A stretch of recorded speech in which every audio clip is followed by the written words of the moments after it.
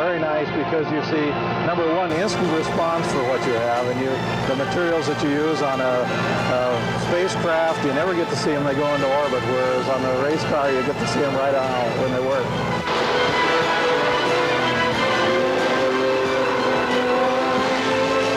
I think they're really appreciative of what Ford are trying to do. You know, they've got the small engine, the engine in the front, and they've really gone out and done their own thing, trying to show that Ford, get their technology to the people and show that they really are a progressive company and they're doing all the right things, and that really seems to come back. And they haven't just gone out and bought a March and ordered a Ford with a Ford engine in it. They've really started from the ground up, and I think people are impressed and appreciative that they've got something else which is different to come and barrack for.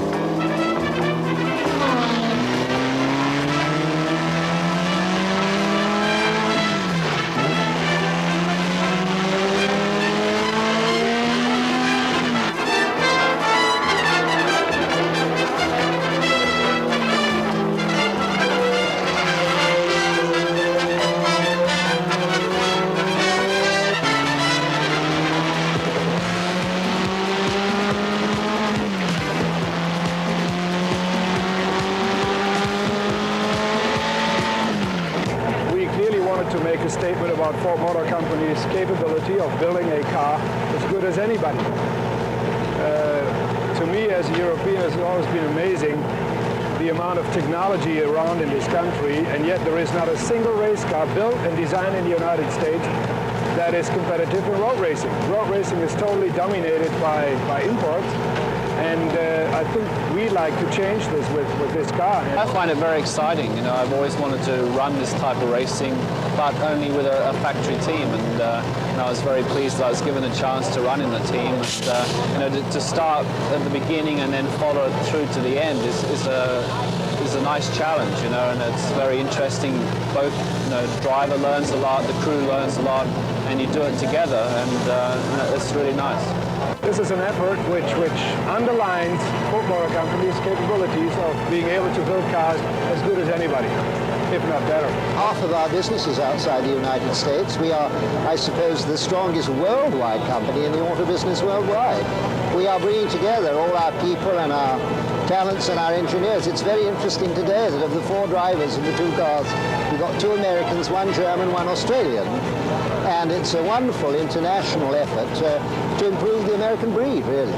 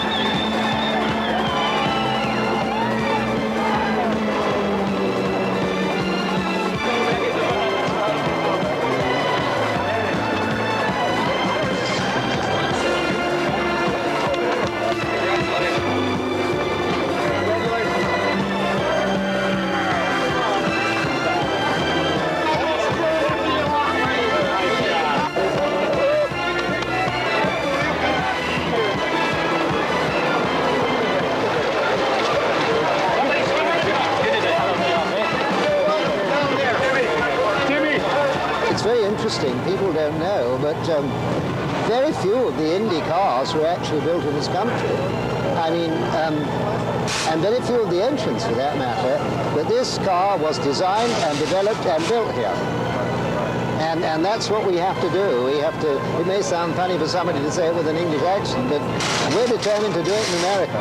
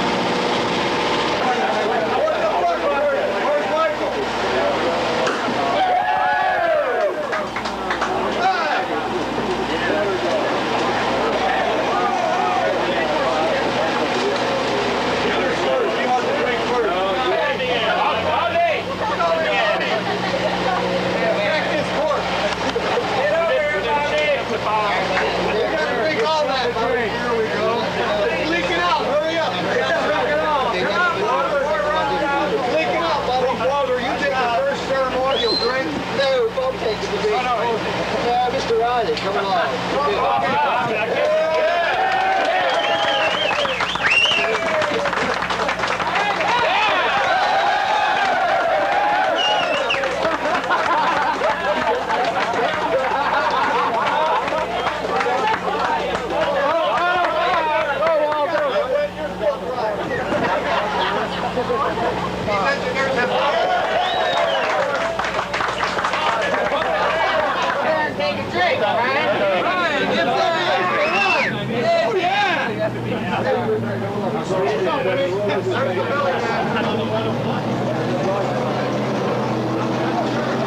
Okay, Mr. Hayes, could you tell me what does it mean to Ford to be back in automobile racing here in the United States? Well, the first thing is a great deal of fun. I think we enjoy it a lot. That's really what it's mostly about in a way. But we do say that we are racing into the future, and what we are learning from these cars we are using to improve the cars on the roads of America. Do these cars represent a technical advance, do you think, as far as automotive technology is concerned? Yes, I do. For example, we're not racing great big engines and great big cars anymore. They've got a 1.7-litre turbo engine. Next year we will be selling 8 cars with turbos in this country. We've also used aerospace technologies, some very new fiber developments and carbon fiber and materials of that kind. We think they're very safe cars. We've paid a lot of concentration on the safety. We've done a lot of work on tires and suspensions. It's meant to help the guy who never wants to drive more than 50 miles an hour. But they do actually have a closer collection now than they've ever had. Do you think this is a long-term effort for Ford? In other words, do you expect to be here for the next, from here on out, pretty much in automobile racing? Oh, yes, I think so. And in fact, what we're doing, you may have noticed, is coming back from the bottom. I mean, these cars have not raced before. The engines are not the engines we'd eventually like to have. There'll be more development. This year we are having a development year. I hope that we're going to win a lot next year. And then we have some very more exciting cars up our sleeve in the years to come. So yes, it's long term. As a matter of fact, Ford's whole product line has changed rather dramatically, has it not, over the last couple of years? Well, half of our business is outside the United States. We are, I suppose, the strongest worldwide company in the auto business worldwide. We are bringing together all our people and our talents and our engineers. It's very interesting today that of the 4 drivers in the 2 cars, we've got 2 Americans, 1 German, 1 Australian. And it's a wonderful international effort to improve the American breed, really. But this is really very much an American car, is it not? Oh, yes, everything. Well, I mean, it's very interesting. People don't know, but very few of the Indy cars were actually built in this country.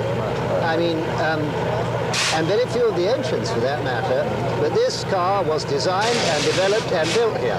Right. And that's what we have to do. We have to, it may sound funny for somebody to say it with an English accent, but we're determined to do it in America.